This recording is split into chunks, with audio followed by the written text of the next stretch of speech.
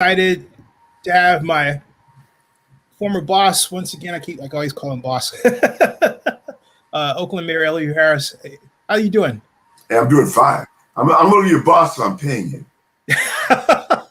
Well, technically, you're paying me with by gracing us with your audience. So and with your time here as a guest. So that's paying. Consider yourself paid. Yeah. Earlier today, ESPN aired on ABC, I believe for the first time, Al Davis versus the NFL, in which you played a starring role. I'm going to show the world what you said here in your appearance, and so that people can have, among other things, a taste of your humor, to say the least. This was aired approximately 3 hours ago. And 30 Al Davis versus freeze it there, and then put it into the share area for the screen. And here is Mayor Harris right here. This was when the Raiders returned to Oakland from Los Angeles. Here is Oakland Mayor Elihu Harris. The NFL, and there is my friend and former boss, Oakland Mayor Elihu Harris, at the press conference. Actually, I believe I attended. Let's hear it. The Oakland Raiders are synonymous, and even when they went to Los Angeles, it choked in many people's throats to have to put Los Angeles and Raiders together. It wasn't just the slog that made that happen. One of thousands of witticisms by Mayor Harris. I always meant to ask you, where'd you learn the talent to do that? Because that's a trademark, man. Well, I'll tell you one thing. I mean, I think when the Raiders left to go to Los Angeles in the early 80s, I think it sort of tore the heart out of a lot of people in Oakland. Because the Raiders were born here, grew here, had been established and loved. And for them to just pick up and move, regardless of the circumstance, was tragic for most of us. And so I think that we all not only missed them, but felt a little bit of resentment that we had loved them and been scorned. Hey, remind us, for those who are, I think now fair to say, too young to remember or know about the deal. It wasn't easy to come together, was it, to bring them back? No. I mean, they left for LA because it was greener pastures. LA had lost its team to St. Louis, and here's one of the largest football markets in the country without a football team. So I think Al Davis saw an opportunity. He thought it was going to be much easier to make that transition than it turned out to be. I mean, one of the problems in Los Angeles is there's so many distractions. You not only have great weather, but you got beaches, you got baseball, you got amusement parks, you got many things to do besides watching a football game on any given day, much less on a Sunday afternoon. And I think that he underestimated the distractions and the difficulty of really putting together a team that had no history in Los Angeles and developing the loyalty that he had in Oakland. Yeah, he also felt that he was, lied to, because he wanted boxes. And apparently, they didn't have the money to build the suites. Right. They wrote a check. That's true. He didn't have the money, and neither did the city or the county. I mean, baseball stadiums and football stadiums and sports arenas are all very expensive, and they really are not a good investment from the standpoint of return on investment. You don't make money on stadiums or arenas or baseball fields, but they are something that is used as a magnet to attract business, to create some jobs, and so on and so forth. But if you look at a use of public funds, I think most people would agree it is not the best investment. But having said that, he wanted a modern stadium in Oakland. He'd been very happy when he got in the original stadium that he shared with the Oakland A's. But by the early 80s, he was saying, this is not going to work. I need to be able to go back I need to be supported. I need resources. I need a new stadium, and I want luxury boxes. And so he thought he could get that in Los Angeles. He went to LA, and quite frankly, he wasn't able to get it there either. So when he returned to Oakland, I think it was mostly because he had not done well in terms of fan support. He certainly had not gotten the stadium that he hoped he'd get when he moved to Los Angeles. So sometimes, home is where the heart is. Yeah. Hey, I recall correctly, wasn't the original proposal that Ezra put when he was the assistant or either associate city manager, assistant city manager, but when he put together the deal, wasn't it originally somewhere in the neighborhood of $800 million? Originally, it was, first of all, the two different deals. One deal was going to be a revenue bond that was going to be supported simply by the PSLs. And then he convinced the city council, basically, that they could save money by using general obligation bonds because you get a lower interest rate. And we went for that deal. I think that was the dumbest thing that anyone has done politically, at least in Oakland, in a long time. Because quite frankly, we shouldn't have done it. We should let Al Davis, he wanted to float his bonds, he believed in his product, let him own whatever he wanted to own. More important than anything else, let him go out and be responsible to the investors in that product. We didn't do it. He wasn't happy, although we were able to keep the A's. I'm sorry, the Raiders. The Warriors, the A's, the Raiders. Keep the Raiders for another, 25 years. So in that regard, in the way sports franchises go now, that was a pretty successful deal. But still, as you know, the bonds haven't been paid off. There's still a lot of issues about financing, much less to say what's going on now with the A's in that current facility. Hey, do you think, looking back, I remember the council meeting, and then council member District 3 Natalie Baton told Ezra that if the deal didn't work out, she was going to roll his head down Broadway. Yes. What's Ezra's legacy in all this? I think, first of all, Ezra was told to cut a deal, and he cut a deal. So if that's the measure of success, then he was successful. If it talked about the quality of the deal, the benefit to the city of Oakland, it was certainly not the best deal that could have been cut. So I think there are many criticisms, but I think in the first place, for me, the large problem was that you had an administrator with no political liability making decisions and making a deal that where we felt that we had to endorse or lose the Raiders.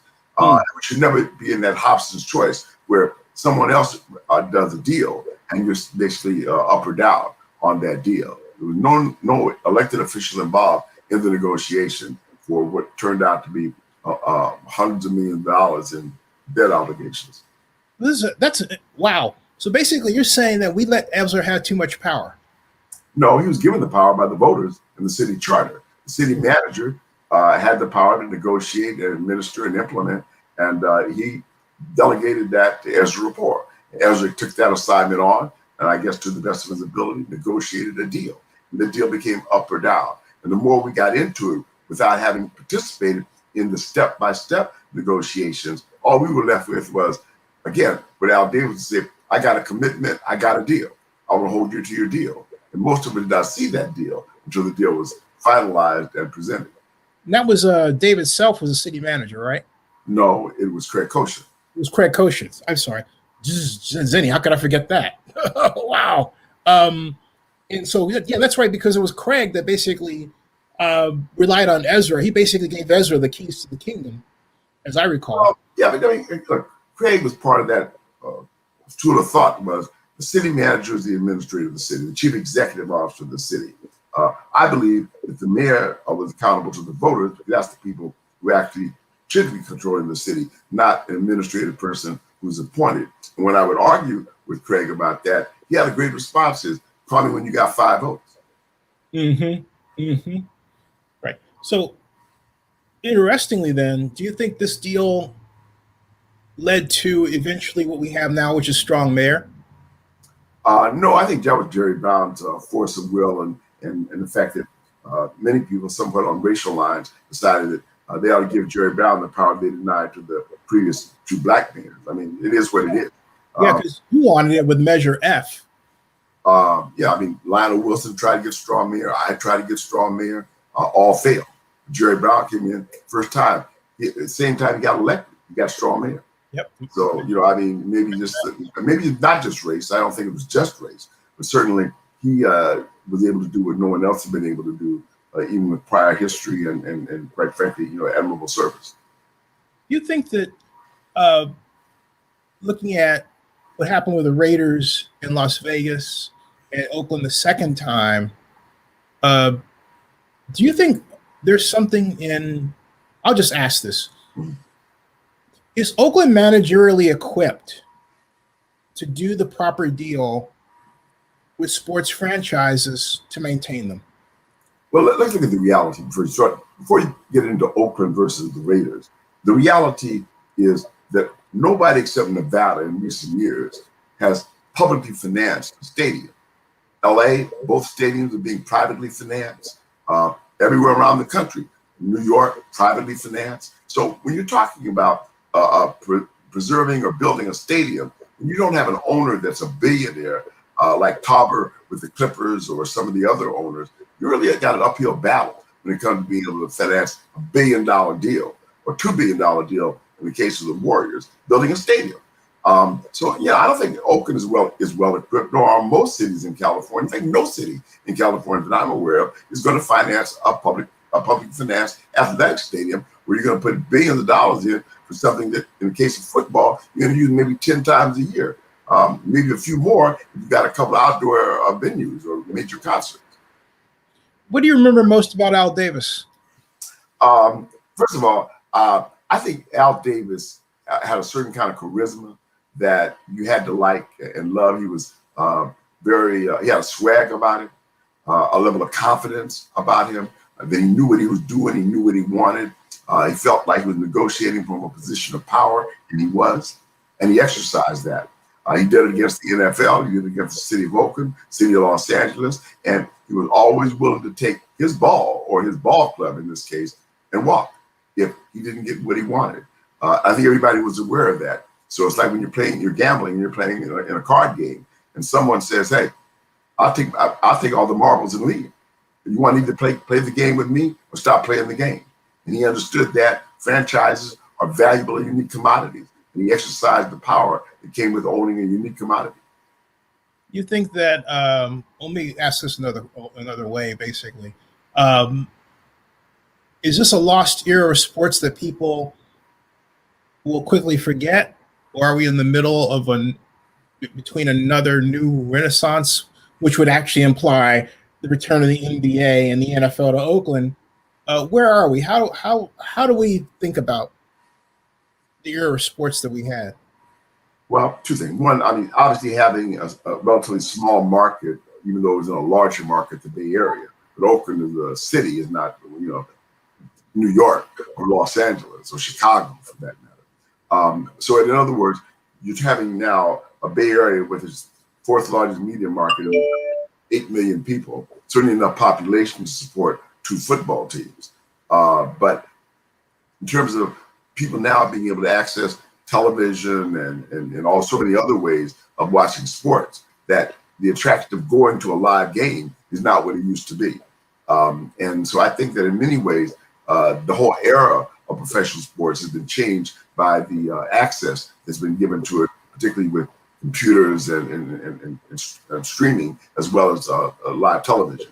So I think that it's going to be very difficult to see what happens in terms of long term, because, for example, I don't think St. Louis will get another team. I don't think Oakland will get another football team. I think it will be able to maintain a baseball team because there aren't that many more markets for baseball. I think it can maintain a basketball team, and it could attract an NBA team because we have a relatively modern arena, even though it got dogged by the Warriors, saying it was like the oldest arena. It had been totally gutted and remodeled 20 years ago.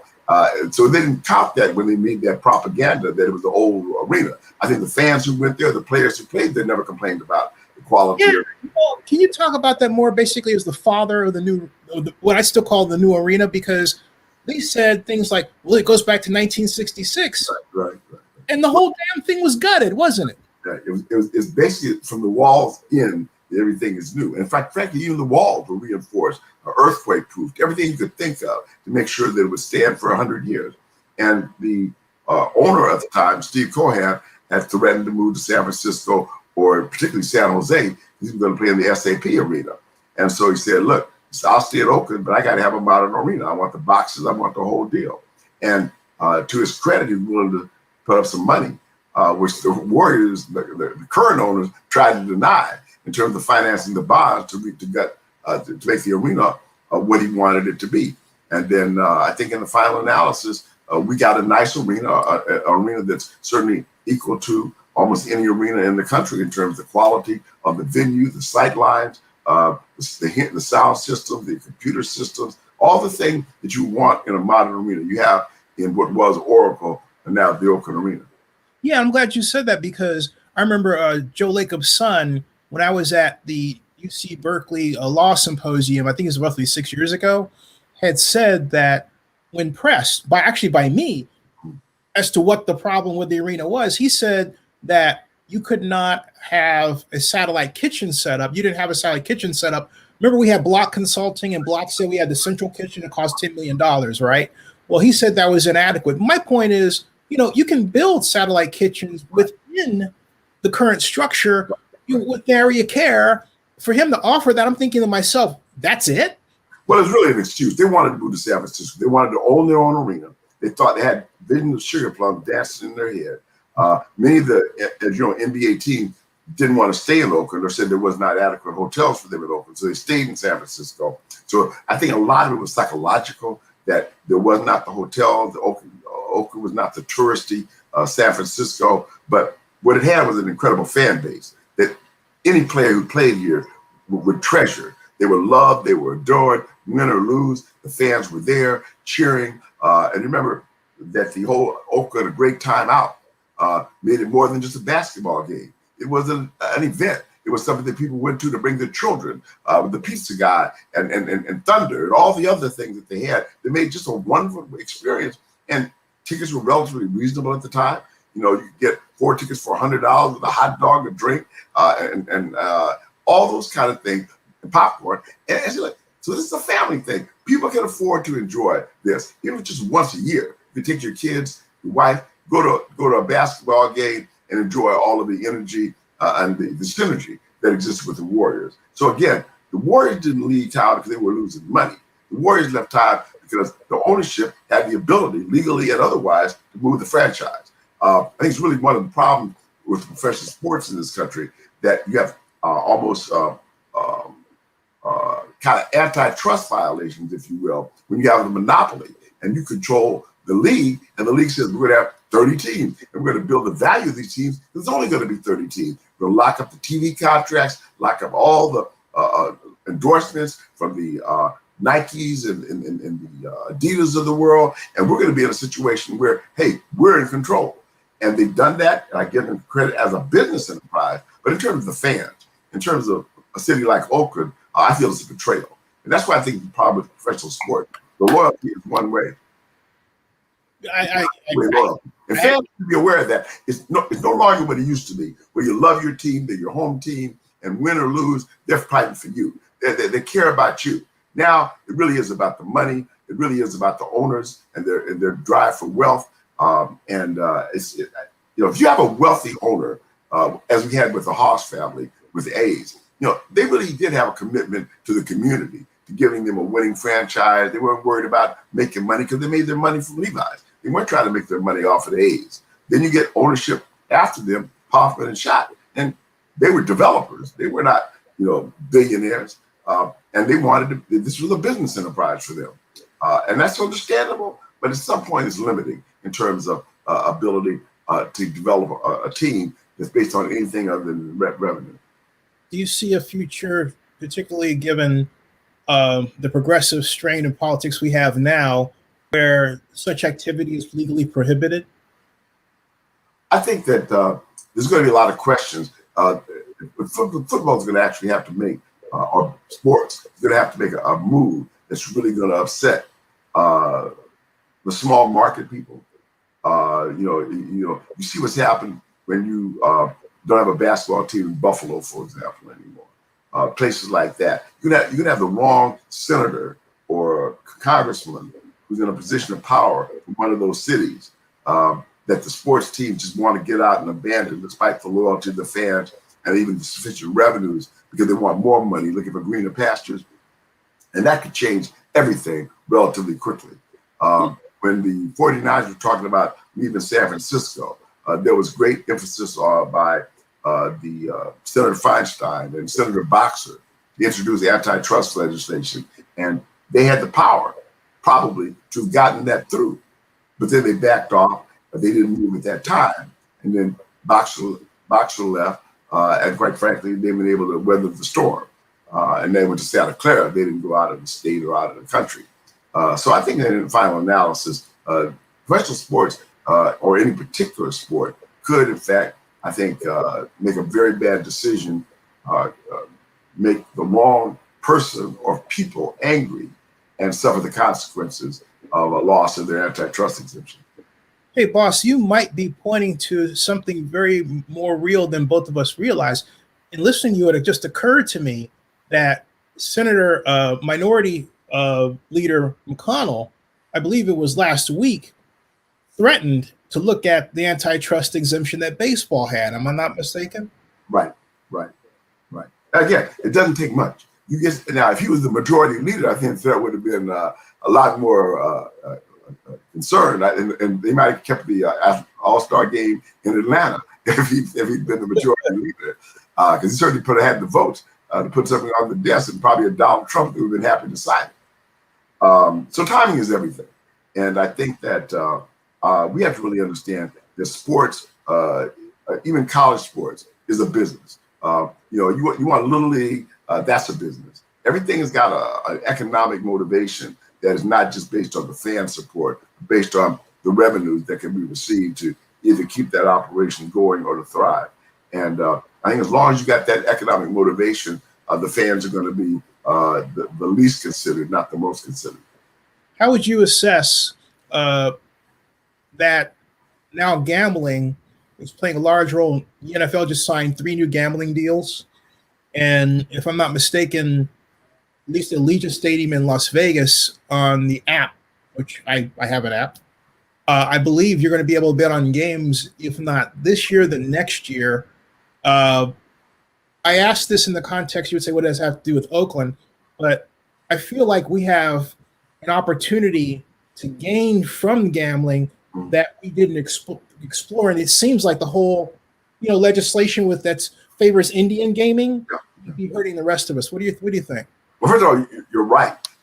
As you may remember, during the last years of my administration as mayor, they were talking putting a gambling casino, Indian casino, out by the Oakland airport, and it got lost in the weeds. Others have built them, whether it's Thunder Valley in Sacramento or San Pablo Casino in the East Bay, have become real revenue generators for those for city of San Pablo and city of Sacramento. So again, we turned it down. They used kind of moral reason. It's going to bring more crime. It's going to, but it was going to produce, 3,000 or 4,000 jobs, which is like, is that an offset? I think so. I would have said, hey, look, people are going to gamble. If you can't outlaw Indian gambling or gambling period, then let us have our share of the opportunity that it brings. If you could do tourism and conventions and hotels and all those things of having a casino, then hey, I have no opposition to that at all. If it's just on the gambling, yeah, that's an issue. But we're talking about basically a magnet that can create a whole lot of jobs and a whole lot of revenue streams. Yeah, I feel like the A's perhaps unintentionally are holding us up from exploiting the Coliseum's ability in that area because their plans don't call for gambling. And the current administration hasn't raised the issue of gambling or did any calculations regarding revenue for the city of Oakland, the county of Alameda.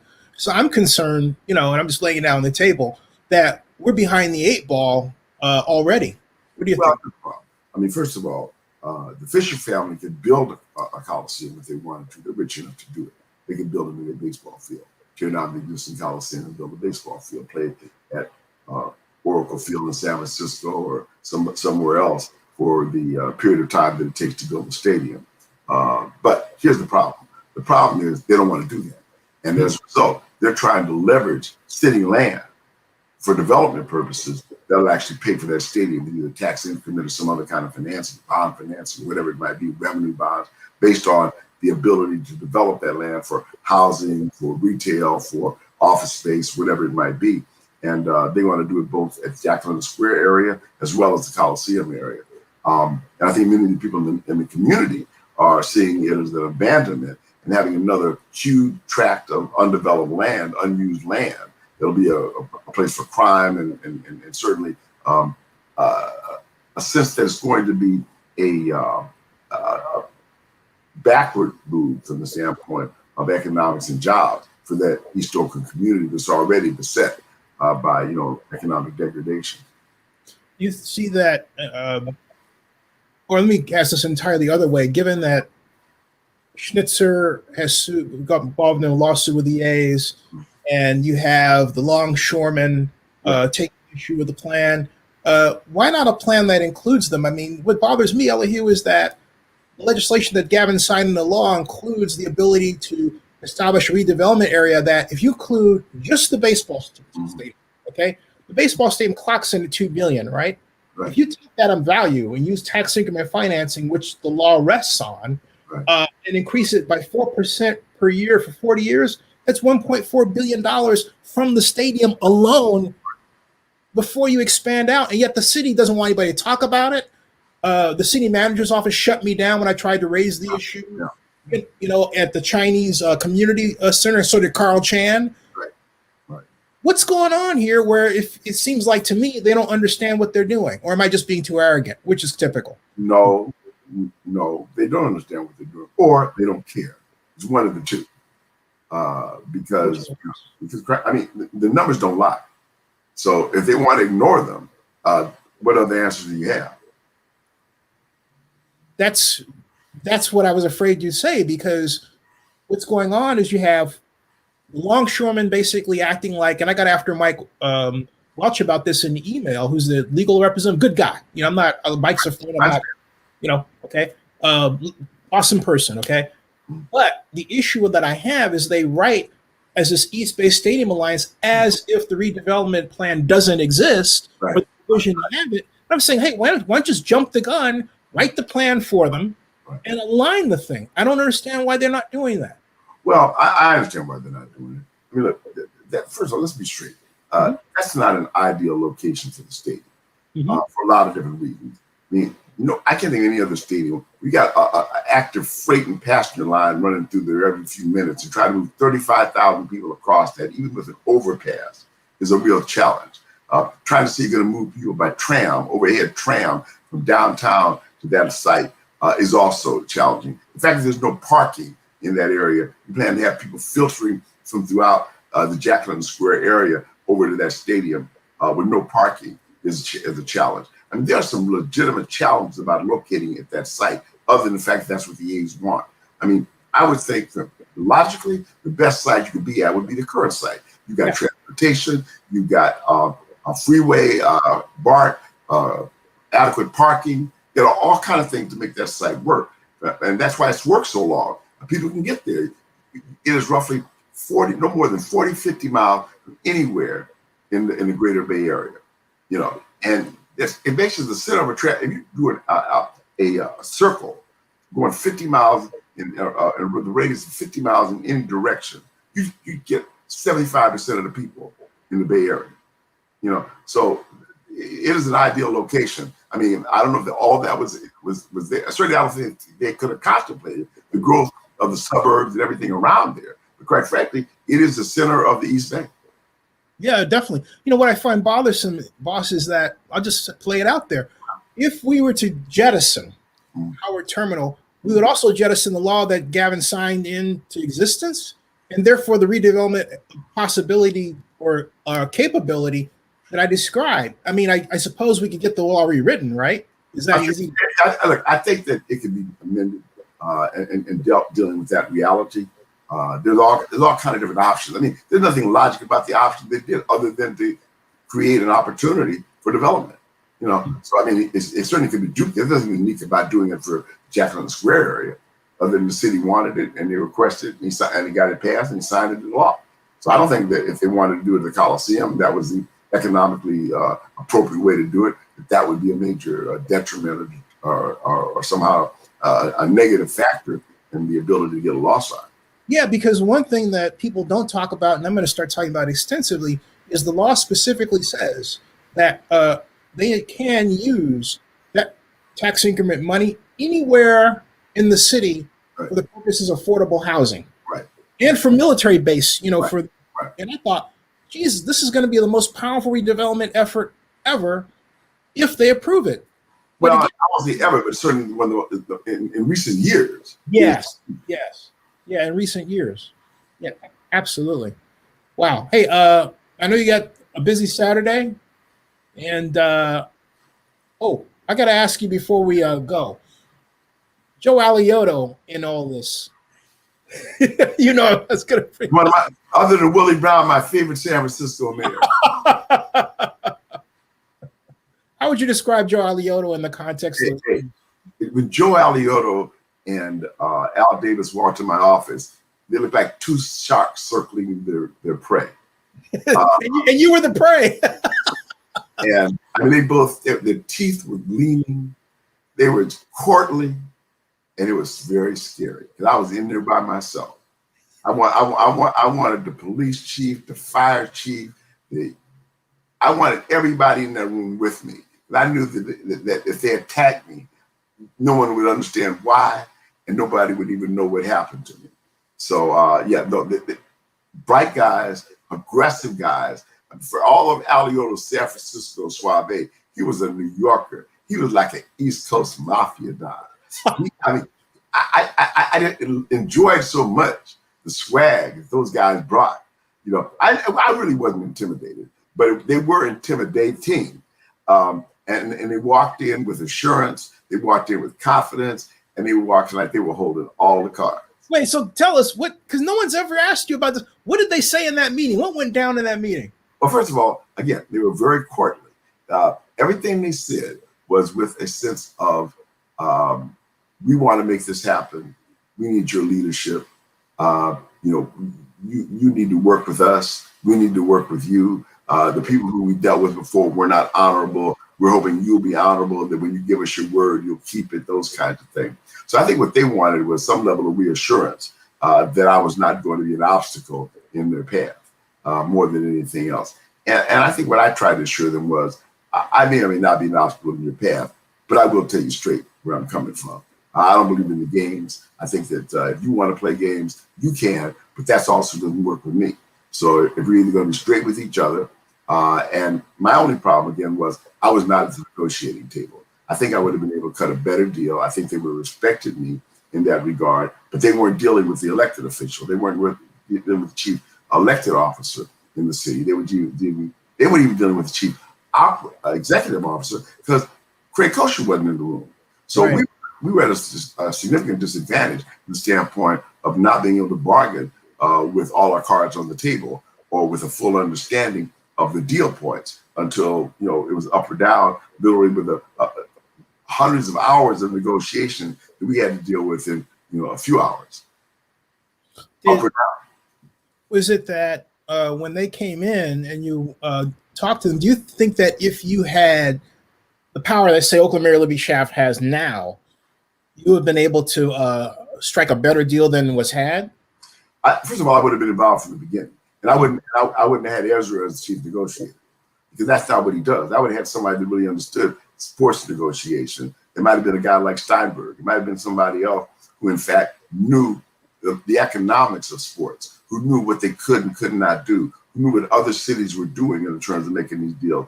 This was Ezra was like the virgin bride, and I'm not saying that to desecrate Ezra, but it's like you're setting up Jack against the Giants, and like I said, they were like predators, and Ezra was smart, Ezra was aggressive, but he was way over his head. Let's be straight. He did the best he could so as not to know, in other words, he had never done anything like that before. No. They brought in the best lawyers. Look, Joe Alioto, one of the best lawyers, antitrust lawyers, he's a guy who actually knew how to make deals. He actually knew how to make deals. So he came in and Al Davis said, here's what I want. Go get what I want. And that was the mindset of Joe Alioto. I'm going to get you what you want, boss. You want it? I'm going to get it for you. And that's what you need. You almost have to have that same mindset from the standpoint of the city. hey, Ezra, here's what we want. Here are our deal points. We're not going to do this. We're not going to do that. You got to sell that. But I think he just went in and said, hey, cut the best deal you can. We got to get the Raiders back. You can't negotiate from a position of weakness. Yeah, it seemed like at the end of the day, I don't mean to mischaracterize Craig Koshin as city manager, but it almost seemed like he was willing to just sort of run away from what happened and pretend like it didn't happen. Look, I don't blame Craig nor Ezra. It's a form of government that we had. Again, over their head. They never cut any deals like that before. Koshin wasn't there when they lost the Raiders in the first place. So you're talking about a situation where you're asking somebody to go in and negotiate a deal with either the hands tied behind them or blindfolded or their nose is plugged up. So you can't do the taste, the smell, or the feel test to understand whether or not you're making a good deal. You really don't have the horses pulling the train or the individual who are able to give you good knowledge of the deal you're making. And again, I think that we were just outclassed from the standpoint of negotiating a deal with somebody who had been commissioner of the AFL, a coach, an owner, and a guy, quite frankly, who understood the art of the deal. Why didn't Ezra involve the late George Vukosi and the Coliseum board more? Because they were no, they did. They were there. They were there. But again, only person who could act on behalf. Remember, it's the city and the county. And you remember that I can't remember Steve's last name now. Who was Steve Zaley. Steve Zaley, county administrator. Yeah. He was representing the county or his surrogate. Craig Koshin, in this case, his surrogate, Ezra Rapport, and George Vukosi. Those were the three. It's joint powers authority, the Coliseum Commission, and the city and the county as the legal owners of the facility. Those were the people who were negotiating. There was no elected official anywhere in the room. And again, I believe that elected officials are elected and accountable, but you can't be accountable if you don't have the power. And so when people are mad because, oh, you cut a bad deal, I didn't cut any deal at all. You know, and again, could I be blamed for up or down? Yeah, I could be, but I'm just telling you, it was not my deal.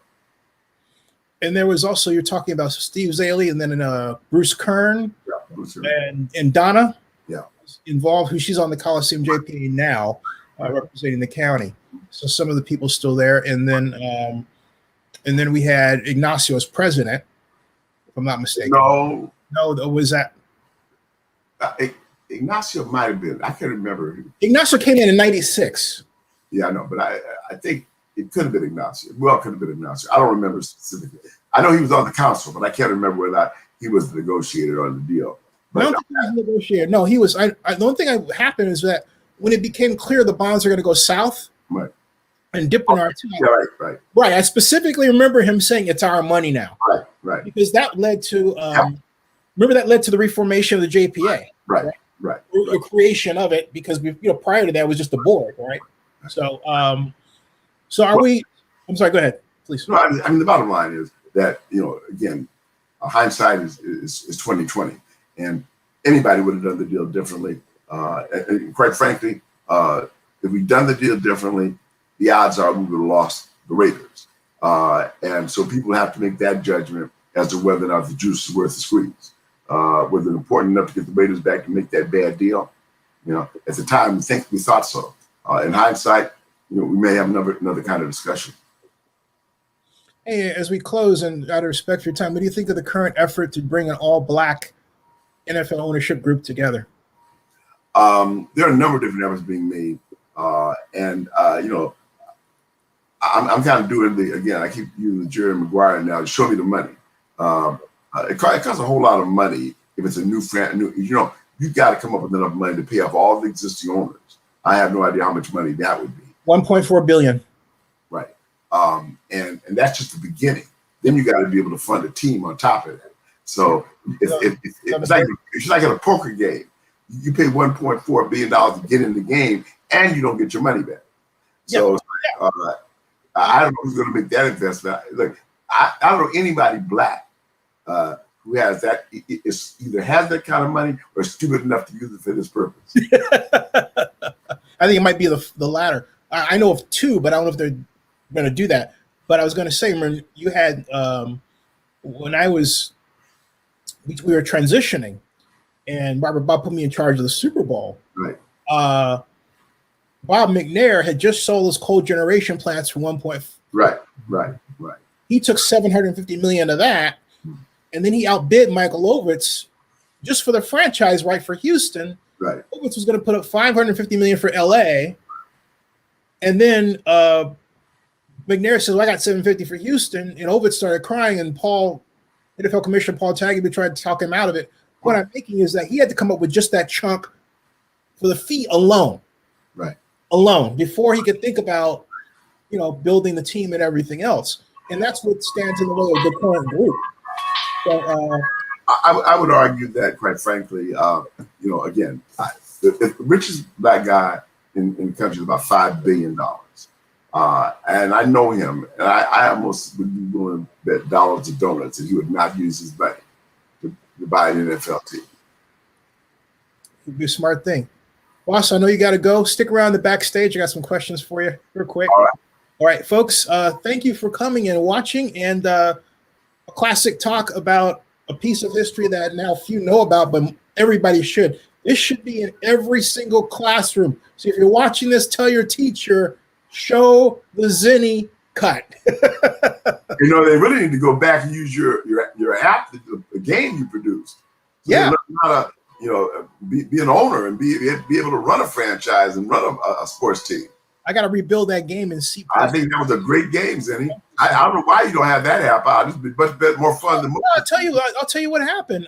Michael Buenaforio, Business Simulations, I was under the impression that he was going to reduce my server cost, and they did not. And then on top of that, they kept changing Forio macro language every 2 months, and it is difficult enough to run it with students are using it. Then all of a sudden the drop down doesn't work for them. You don't know why, because you didn't get an email saying, "Oh, by the way, we updated it, so now you have to change your drop down code," right? I mean, those things were driving me nuts. And then to my discredit, I lost my temper and I wrote an email basically saying, "Hey, screw you." And he's like, "Well, screw you." And so I was going to have, Phil Ting, who's now our, assemblyman. I was going to Phil Ting sue him for $8 million. Right. And so that's what happened with the whole thing. But as Dan Rasher, my business partner, said, "Look, that thing is still up in your head. It's still on there. You can build it another way." And he's right. Well, I think you do variations on the theme. I mean, the whole idea of somebody being able to own a sports team and be able to, it's like the next level beyond fantasy football. Now you're in a position where you get to call shots. You get to look at all of the operations, all the aspects of what a sports franchise is, not just trading players or drafting players in a fantasy league. Now you're talking about being able to actually make decisions. It can even include moving the team. There's a lot of things you could do with that simulation, and quite frankly, variations on that theme. So you ought to really look at all the different ways you can talk about what it's like to own something, and then be in a position to leverage that, to build it, to trade, to buy, to do. I think it's a fascinating concept, and one not only for academics, as you looked at one utilization option, but also just for an average person who wants to stand and say, "Hey, I can do that." It's just not rocket science.